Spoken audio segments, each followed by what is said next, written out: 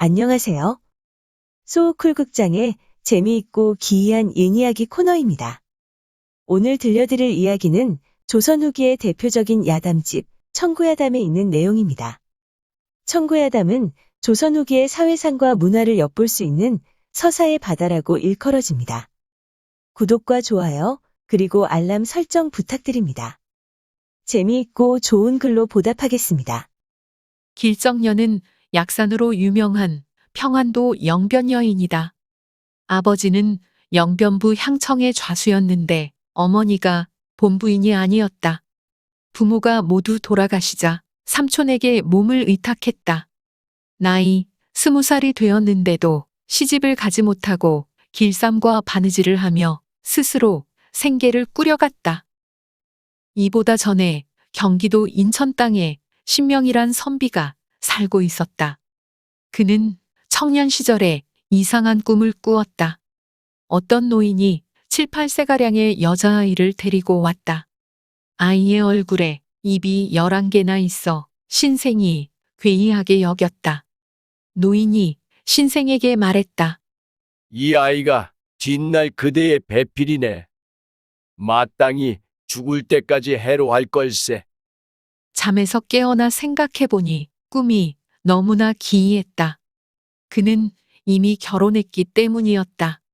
신생은 40살이 지나 부인을 잃었다. 호라비가 되니 부엌 일을 할 사람이 없어 처량하기만 했다. 후처를 얻으려고도 했지만 이상하게도 매번 일이 어긋나 이루지 못했다.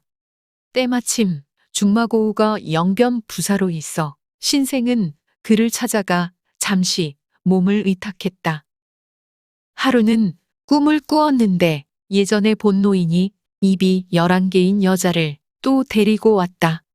여자는 그간 장성에 있었다. 이 아이가 이미 다 자랐으니 이제 자네에게 시집 보내네.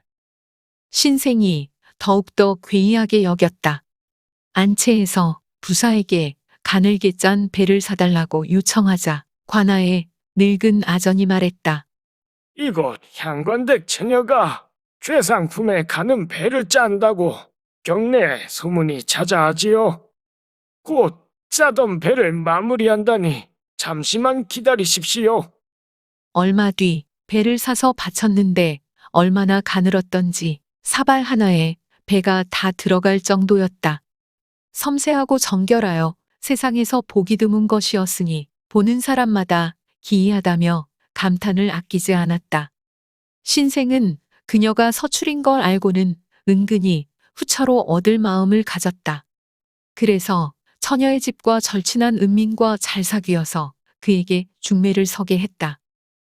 그녀의 삼촌도 좋게 생각하니 신생은 즉시 패백을 준비하고 예를 갖추어 그 집으로 갔다. 그녀는 배를 잘 짤 뿐 아니라 자태와 얼굴도 매우 아름다웠다. 행동거지도 차분하고 우아하니 완연히 한양 대갓집에 예의와 법도를 갖추고 있었다. 신생은 기대에 넘쳐 크게 기뻐했다. 그리고 꿈에 본 11개의 입이 길자가 되는 것을 비로소 깨달았다. 하늘이 정해주신 연분에 깊이 감동하니 서로의 정이 날이 갈수록 더욱 돈독해졌다. 신생은 몇 달 동안 머물다가 고향으로 돌아가며 오래지 않아 길정녀를 맞이해 가겠다고 약속했다. 그러나 고향에 돌아오자마자 연이어 많은 일이 생기는 바람에 어느덧 3년이 지나도록 약속을 지키지 못했다. 관아는 멀고 먼데 소식마저 끊어지니 그녀의 친척들은 모두 더는 신생을 믿을 수 없다고 여겼다. 그래서 그녀를 다른 사람에게 팔아넘기기로 모의했다. 낌새가 이상한 것을 느낀 그녀는 몸가짐을 더 단단히 하며 문과 마당을 출입할 때조차도 반드시 조심스럽게 살폈다.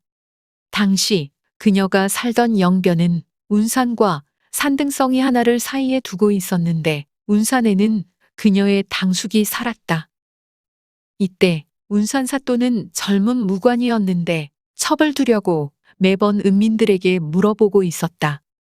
당숙이란 자는 그녀를 사또에게 바치려고 관할을 드나들며 치밀하게 모의를 하고 이미 혼인날까지 잡아두었다. 사또에게 비단 등속을 요청해서 그녀에게 주고는 혼인날 입을 의상을 짓게 할 요량이었다.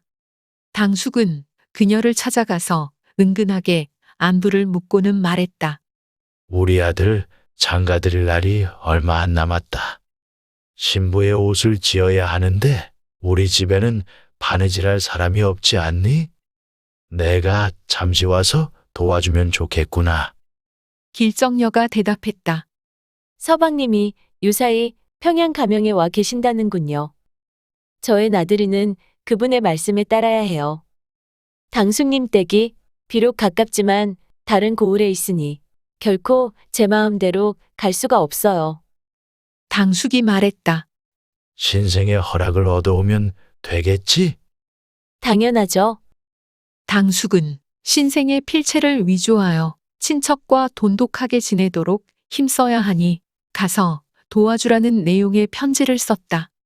그 무렵 조관빈이 평안감사로 있었는데 신생이 그와 인척이 되는지라 가서 잠시 머물고 있었다.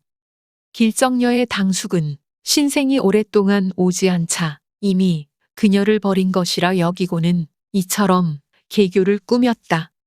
그녀는 위조 편지를 받고 부득이 가지 않을 수가 없었다.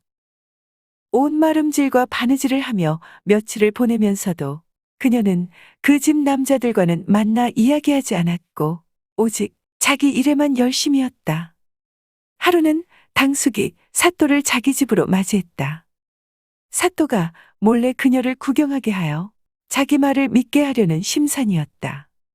그녀는 비록 사또가 온다는 말을 들었지만 그런 음흉한 계획이 있는 줄은 전혀 몰랐다. 저녁이 되어 불을 켜자 당숙의 큰아들이 그녀에게 말했다. 누이는 언제나 벽만 보고 있으면서 밤이 되자 등불을 켜니 어떻게 된 일인가. 여러 날 수고를 많이 했으니 잠시 쉬면서 마주보고 이야기나 좀 하는 것이 어때? 그녀가 말했다. 저는 피곤하지 않아요. 그냥 앉아서 이야기해도 귀가 있으니 다 들을 수 있어요. 당숙의 아들이 웃음을 지으면서 가까이 다가가 그녀를 잡아서 돌려앉히려 하니 그녀가 정색하고 화를 냈다. 아무리 가까운 친척이라도 남녀가 유별한데 어찌 이렇게 무례하게 구세요? 이때 사또가 창틈에 눈을 대고 있다가 그 얼굴을 힐끗 한 번 보고는 크게 기뻐했다.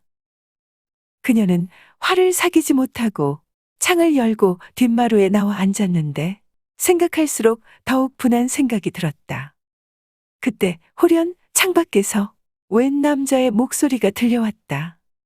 저렇게 아름다운 얼굴은 처음 보는 걸. 한양에 내로라 하는 미인조차 대적하기 어렵겠네.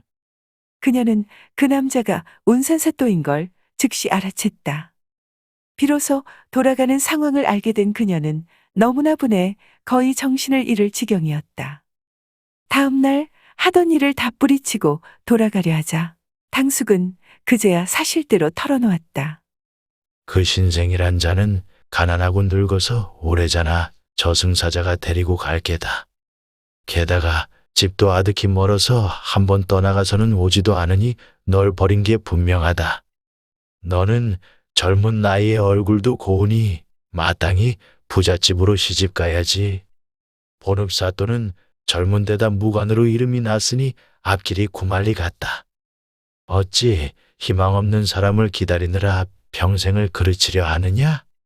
당숙은 달콤한 말로 유혹하기도 하고 괴상한 논리로 위협하기도 했다.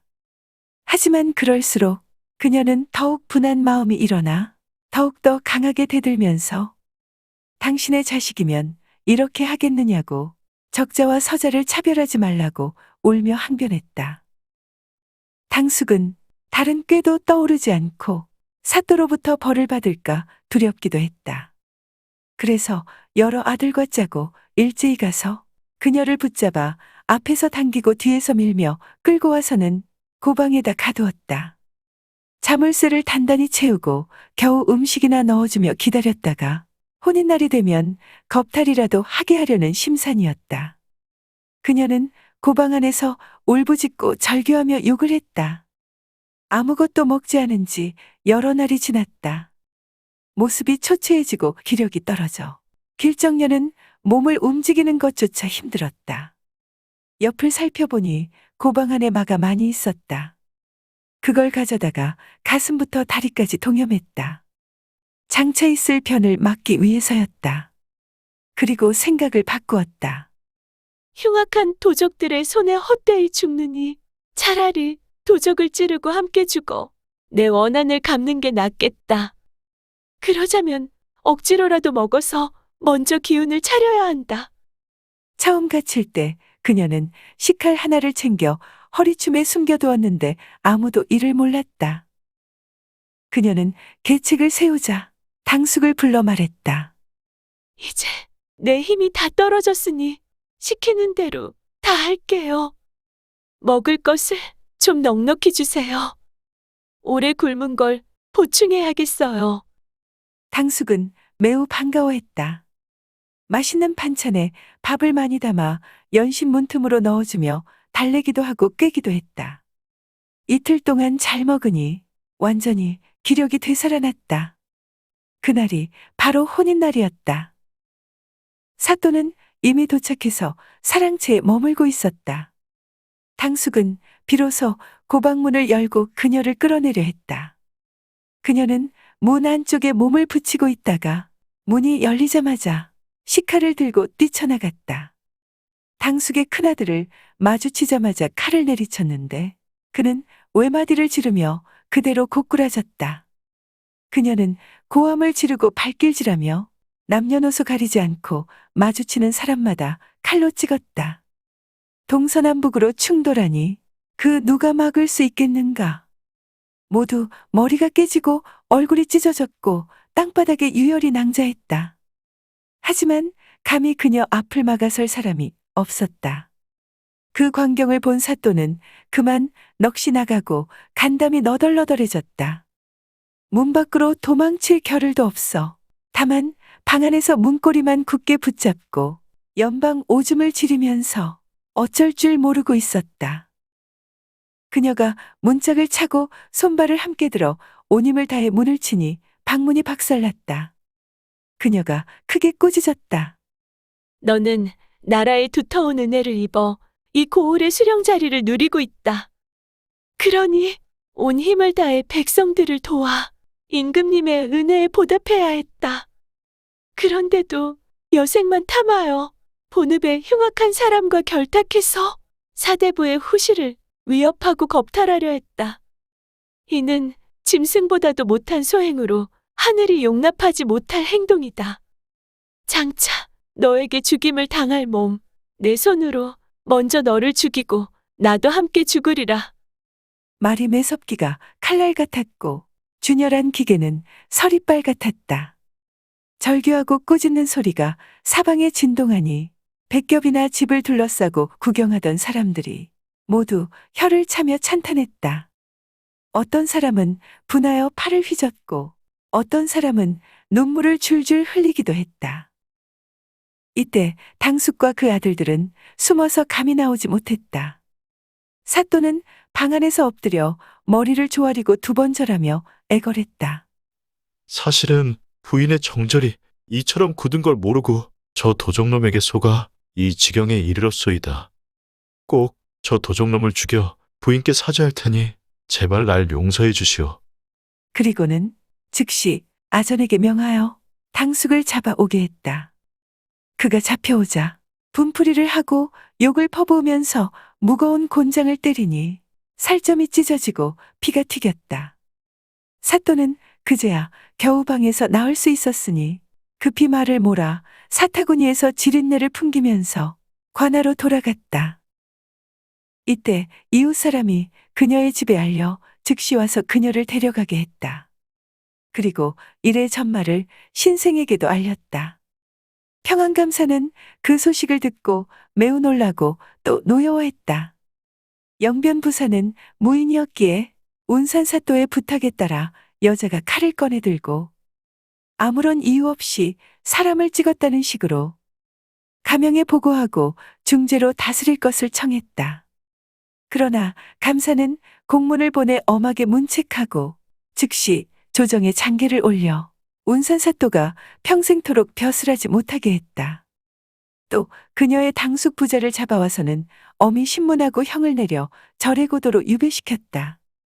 그리고 가마를 보내 그녀를 평양 가명으로 맞이해서는 크게 칭찬하고 후한상을 내렸다.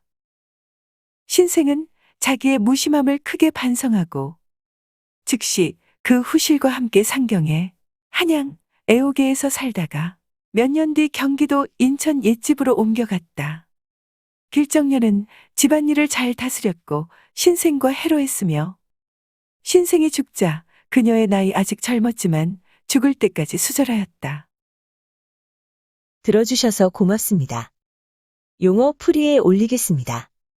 좌수는 조선시대 각 군현 자치기구의 여러 직임 가운데 우두머리입니다. 관하는 변경, 즉 국경지대에 사나라는 의미입니다. 당숙은 촌수가 오촌인 친척입니다.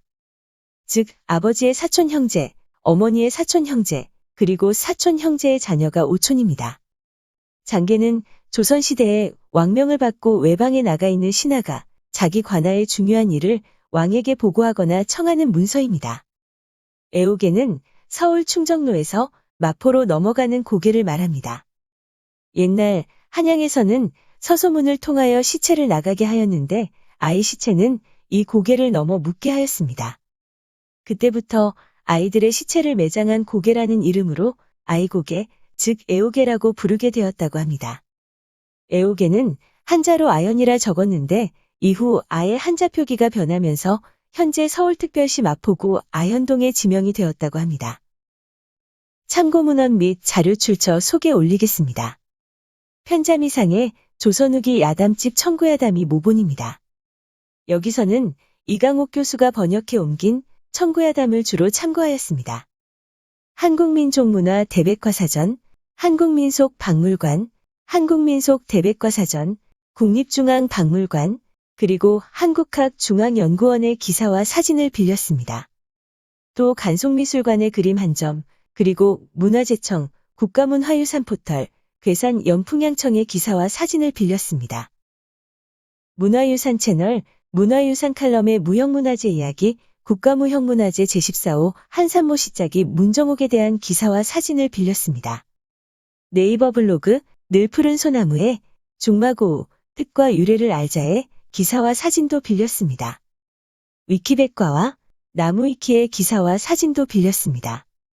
조선시대 화가, 김홍도, 신윤복, 김준근, 김득신, 장승업, 그리고 조영석의 그림 몇 점을 빌렸습니다. 또 현대화가 박연옥의 그림도 한 점 빌렸습니다. 1238F, 크라우드픽, 핀터레스트, 픽스타, 그리고 게티 이미지뱅크의 사진 및 일러스트를 빌렸습니다. 소우쿨 극장은 일주일에 3번, 매주 화요일, 목요일, 그리고 토요일 오전 10시에 이야기를 올립니다. 안녕히 계셔요. 고맙습니다.